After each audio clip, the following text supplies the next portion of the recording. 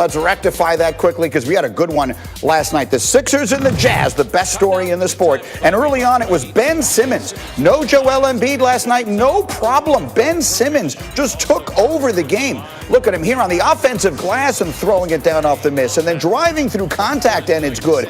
Ben Simmons on this night would not attempt a single shot outside the paint. He still had 19 in the first quarter, 42 for the game. Sixers were up 7 early, but then the Jazz would start to take over, and it's Donovan Mitchell. 3 of his 24. The Jazz a 12-point lead in the third. Under 5 minutes to go in the third. It's a 10-point game, and it's Jordan Clarkson. How about the night Clarkson had? 8 threes off the bench. Utah by 12 after 3. Under 9 to go in the fourth now. Sixers are down 8. Matisse Thybulle turning defense into offense. Simmons, yes, again, Simmons, a career-high 42, plus 9 boards, plus 12 assists. It's a 6-point game. Under 7 to go. 7 points is the lead. Tobias Harris, he had 36. It's a 4-point game. A minute later, Utah.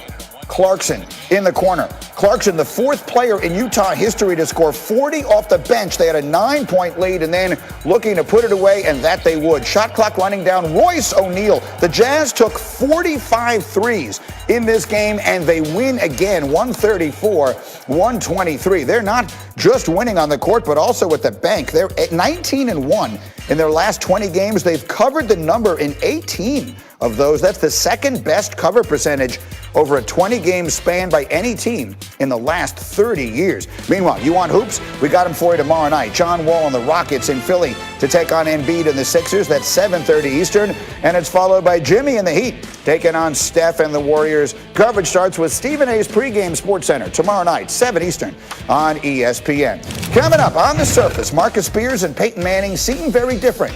But now they share something very... Dak Prescott and the Cowboys remains up in the air. Ed Werder joining Keyshawn, J. Will, and Zubin yesterday with his thoughts on what might happen next. Listen.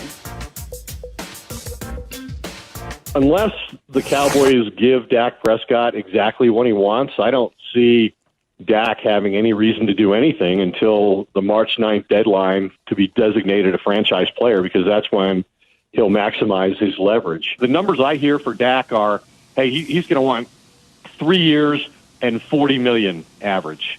So $120 million for 3 years. I talked to Mike McCartney, who was the agent for Kirk Cousins, who's the only quarterback in the NFL to play on the tag twice, which is what Dak Prescott is looking at. And I think he felt like he had incredible leverage against Washington, and he converted that into an $84 million total guaranteed deal that remains the biggest in the NFL when he moved him to Washington after the second franchise. But I don't think he ever felt like he had the kind of leverage that Dak Prescott and Todd France have in the current negotiation between the Cowboys and Dak Prescott, because Dak's a far better, more accomplished quarterback than Kirk Cousins was at the time that he was tagged for the second time.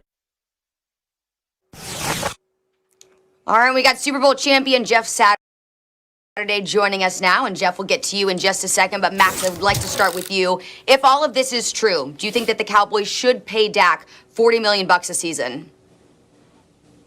I can't believe I'm here. I can't believe I'm at this place now. But the answer is yes. And what Ed Werder went on to say on Keyshawn, J. Will, and Zubin in the morning, ESPN Radio, check them out, was, which I think really crystallized it, how crazy the Cowboys have been through this whole process towards Dak is they so wanted that extra year of control. Dak, we value you so much. You're so great. We want to keep you that 5th year.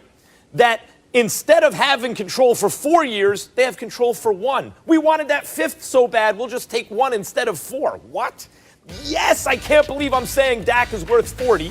I mean, all these quarterbacks are worth more than that. If there was no salary cap, all the players would get paid more. So it's not like in an absolute sense, but given the percentage of the cap that takes up, listen, he's not Patrick Mahomes. You can't look what happened to the Goff deal, to the Wentz deal. Those are bad deals. I bet you those teams wish they could redo them. You sure you want to give Dak that money? But the leverage right now, guys, 2 things have happened. 1, Dak got hurt.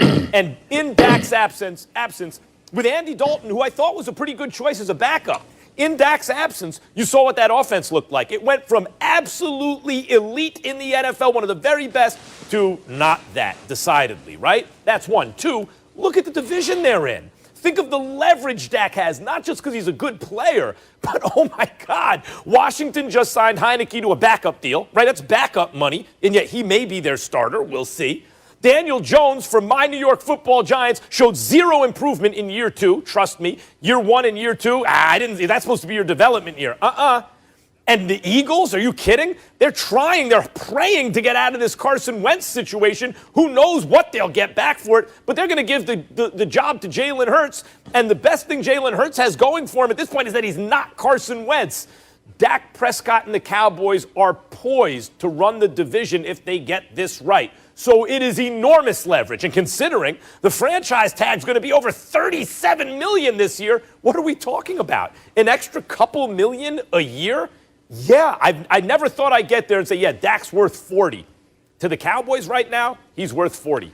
I would agree with you if the injury had not taken place.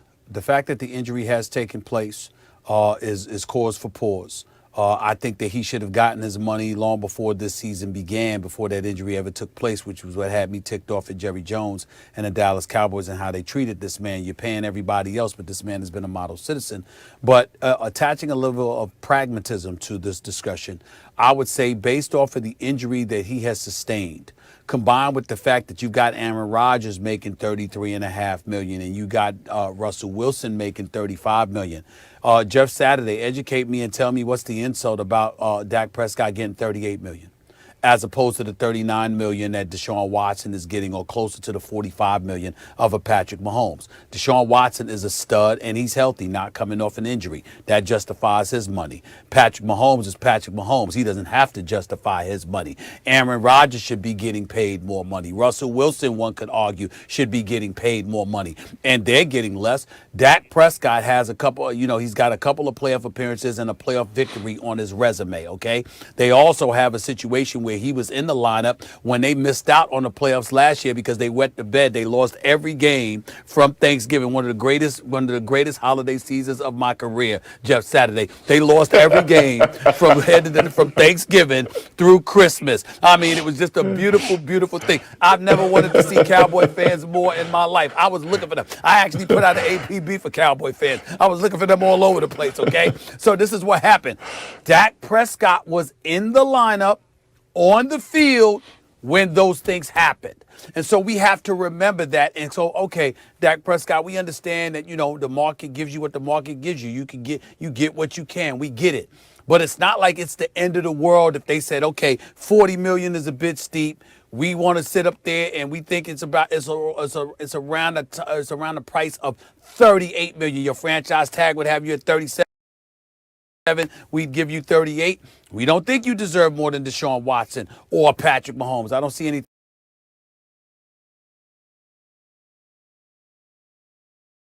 wrong with that right now, guys. Man, listen, first of all, you're dirty for doing the Cowboys like you just did. Just bringing up old stuff, just trying to, little jabs on the way here. I'm a truth teller, with Jeff. This franchise in the disarray they're in right now that Jerry Jones and Stephen Jones have brought on themselves this craziness they pulled on. Listen, we could have had this conversation in 2019, and I would have agreed with you. 2020, you might could have persuaded me to, again, agree with you, Stephen A. 2021, ain't no way I'm agreeing with you. If I'm Dak Prescott, I have all the leverage right where I want it. I can sit here and play for this franchise tag. I will have made just under $70 million for the last 2 years.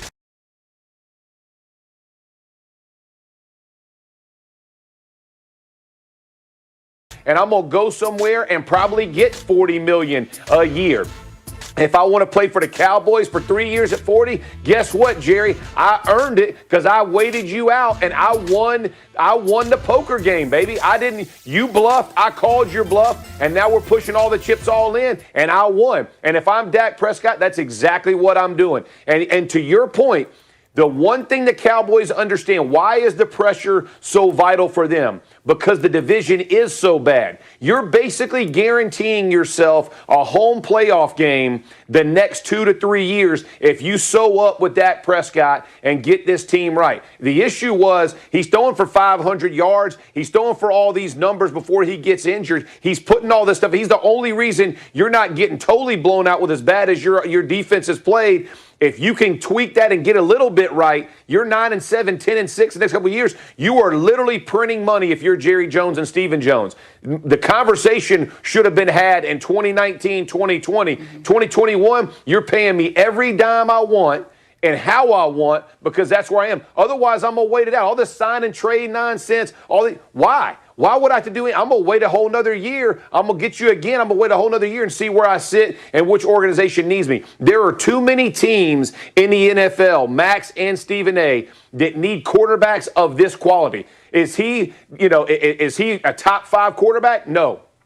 You don't got to be. Kirk Cousins just showed everybody. You don't got to be a top 10 quarterback and club him over the head. Dak is a top 10 quarterback. He has waited his time. Now it's time to pay that man his money. I'm excited to see it. Okay, but let me ask a question. So let's say, for example, they don't pay him his money and they franchise tag him for this upcoming season at $37 million. Where does that leave him after next season? Is he unrestricted at that particular moment in time? Yeah, unless they want to franchise him again. He's sitting pretty, man. He's Stop right there.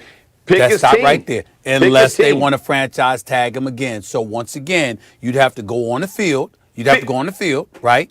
And you got to hope and pray that another nasty injury doesn't take place while you've got the long-term issues to No, wait, Stephen A. He just made. Stephen A. Listen, hold on. He got. Get he was franchised last year. He would be franchised this year. Yeah, if he was franchised this year, what would that? So he'll make $70 million over the 2 tagged years. Exactly. If he gets a third one, he's making over $50 million for that tag. Over $50 million. Think about what that does to that cap. Wow. So you are crushing that team, in 3 years. you're That's sitting there 40 getting a paid. year.